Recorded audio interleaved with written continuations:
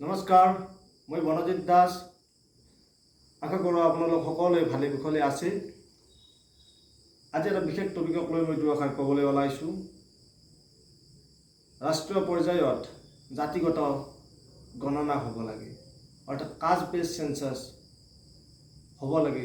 এই কথা উত্থাপন কৰিছে মুম্বাইৰ NCP নেতা শৰদ পাৱাৰে। এতিয়া আমি বিচাৰণে জাতিগত গণনা কাষ্ট বেছ চেঞ্চাছ, তাক লৈ মই দুআষাৰ কওঁ। হয়, কাষ্ট বেছ চেঞ্চাছ হ'ব লাগে। আমি যদি 1979 মণ্ডল কমিশ্যন যদি আমি চাব যাওঁ, তাতে দিয়া আছে 52% পপুলেশ্যন ভাৰতবৰ্ষত OBC বেকগ্ৰাউণ্ডৰ হয়, আদাৰ বেকৱাৰ্ড ক্লাছ, আৰু সেই অনুপাতে 27% ৰিজাৰ্ভেশ্যন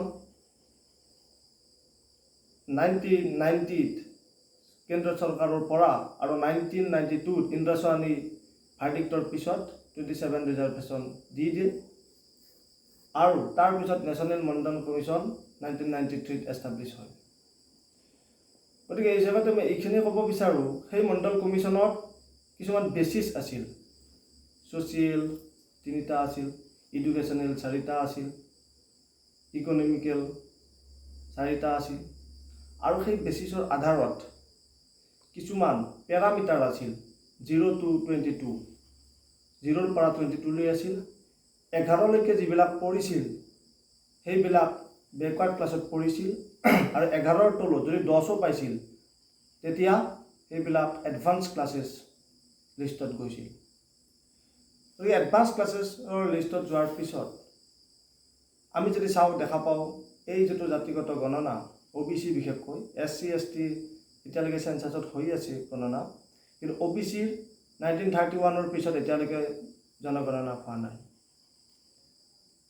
তাৰ পৰিপ্ৰেক্ষিতত বিহাৰৰ JDU মন্ত্ৰী নীতিশ কুমাৰে এইটো দাবী কৰি আছিল। বহুতো মন্ত্ৰী এতিয়ালৈকে আমি কৰ্ণাটকত যদি আমি 2016 চিদাৰাম্যাই চাওঁ, তেখেতে জাতিগত গণনা কৰিছিল ষ্টেট অনুযায়ী। আমি যদি চাব যাওঁ কনষ্টিটিউশ্যনত 7 চিডুলত state list, union list, concurrent list, union লিষ্টৰ 70 পইণ্টত আছে চেঞ্চাছৰ বিষয়।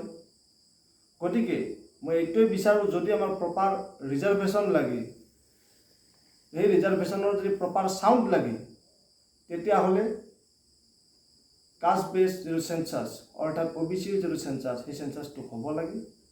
মই এইখিনিয়ে বিচাৰোঁ, আৰু এজন সচেতন যুৱক হিচাপে চৰকাৰৰ মই এইখিনি ক'ব বিচাৰোঁ যে এই যিটো জাতিগত গণনা, এই চেঞ্চাছটো হ'ব লাগে। ইমান বছৰ ধৰি হোৱা নাই, ইণ্ডিপেণ্ডেঞ্চৰ পিছত এতিয়ালৈকে 7 বাৰ প্ৰায় চেঞ্চাছ হৈ গ'ল।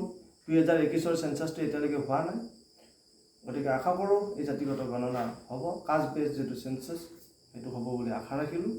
এইখিনি কৈয়ে মই এজন সচেতন যুৱক হিচাপে ইয়াতে সমাপ্তি কৰিলোঁ। ধন্যবাদ।